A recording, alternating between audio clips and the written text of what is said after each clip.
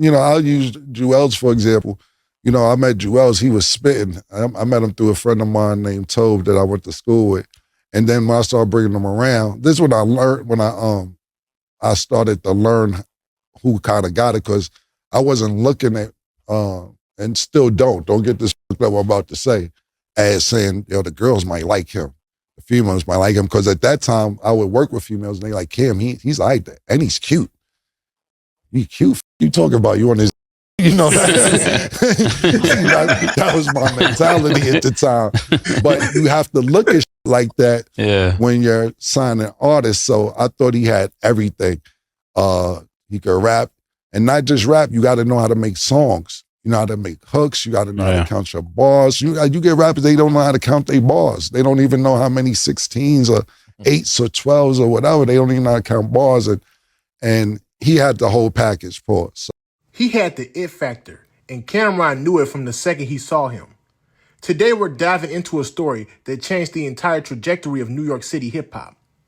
A move that shifted one young rapper from a neighborhood crew called Draft Pick to the fast lane of global superstardom.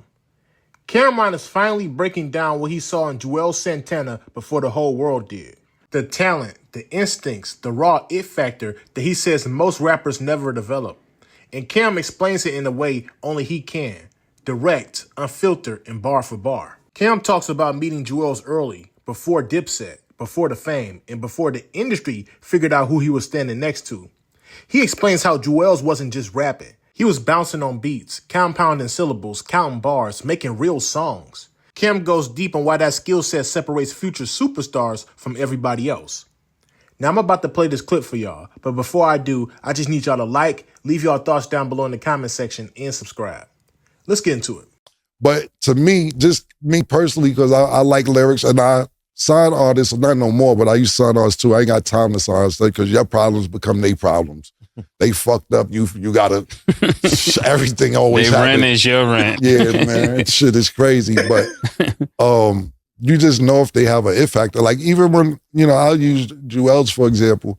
I met Juelz. He was spitting. I met him through a friend of mine named Tobe that I went to school with.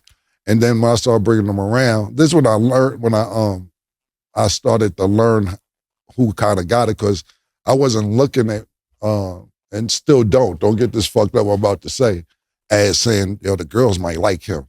The females might like him, because at that time, I would work with females, and they like, Cam, he's like that, and he's cute. He cute, fuck you talking about, you on his dick? That was my mentality at the time. But you have to look at shit like that when you're signing artists. So I thought he had everything. He could rap, and not just rap, you got to know how to make songs. You know how to make hooks, you got to know how to count your bars. You get rappers, they don't know how to count their bars. They don't even know how many 16s or 8s or 12s or whatever. They don't even know how to count bars. And he had the whole package, Paul. So I liked him a lot. But Mo, for me, what separates good people, good musicians, or how you say with rappers, good rappers from bad rappers, is knowing how to make songs. And of course, the it factor that me and Mace talked about. But I love people who know how to bounce on the beat and still compound their words. When I say compound their words, a lot of people don't pay attention to people who compound their words. So like, if you sit there and be like, we're going to the fight tonight and it's be all right. Like this is, you know what I'm saying? Like that's not really that intricate. And we're going to be hype. Do what you like. You know what I'm saying? Like compounding words, like I just said, when Mace said, lay you on the ground of grass with roses all around your ass pores. Like it's syllables that's all matching. You know what I'm saying? Like you tie dynamite to the rhino type, or wino might find your site. Sell the information for a dime or white. That China. I'm behind the diner selling marijuana to a minor elder looking for that shine I shine. That's old killer. You know what I'm saying? You know what I'm saying? When you compound and it can do, and still can bounce and it fit, I be like, niggas is nice. I don't be fucking with the one syllable rappers like that.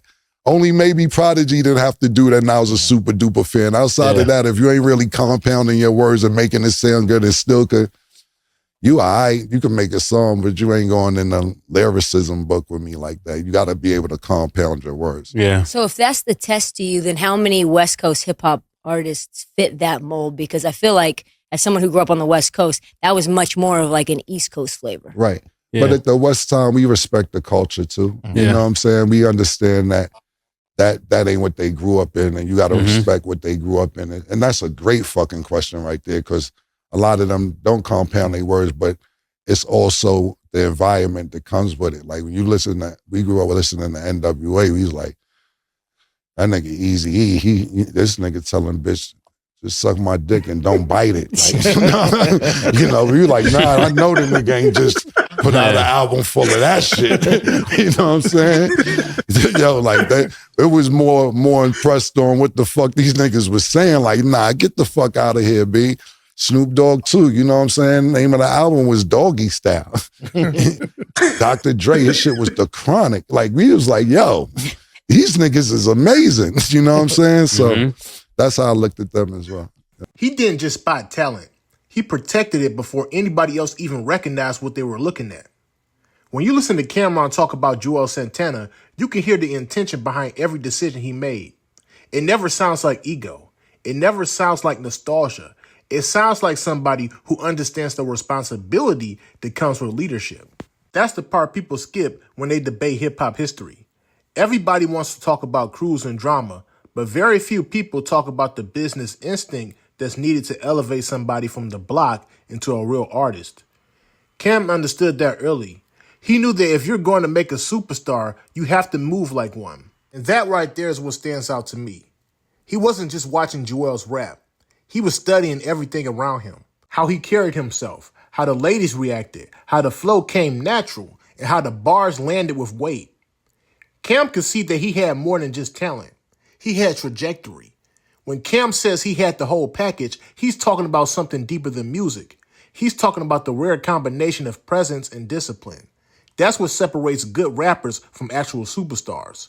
You can't teach that. You can only recognize it. And Cam recognized that right away. I also respect the honesty when Cam explains why he pulled Juelz from draft pick. He didn't take shots. He didn't throw anybody under the bus. He spoke from the position of somebody who had already lived through the ups and downs of the business and wasn't about to let a prodigy get slowed down. That's a chess move. That's mentorship. And honestly, I think that's the part people overlook the most. Cam wasn't just guiding a career. He was building a foundation. A lot of artists never get that kind of support, but Juelz Santana did. And here's the business piece that can't be ignored. Cameron's ability to identify and develop an artist made Dipset one of the most valuable emerging brands in the early 2000s. That kind of instinct is rare. You don't get movements like Dipset without somebody who knows how to recognize star power before it hits the surface. Juelz Santana was the perfect example of that. This reminds me that great careers are built long before the world sees them. They start with instinct. They start with protection. They start with somebody making the right call at the right moment. That's what Cam did for Juelz Santana. And the culture is still feeling that impact today. This whole moment shows why Cam remains one of the smartest voices in the culture. He sees things in real time that most people only understand years later. He wasn't trying to control Juelz. He was trying to curate him, protect him, and position him, and history proved him right. Juelz Santana became a household name. He became the face of a generation at one point. He became that because somebody believed in him early and wasn't afraid to make uncomfortable decisions for the long term. And that's real leadership right there. So let me ask y'all this. Do you think Juelz Santana would have reached the same level without Cameron guiding those early moves? And what made you personally realize that Juelz Santana has superstar potential?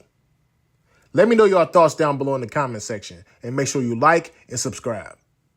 Peace.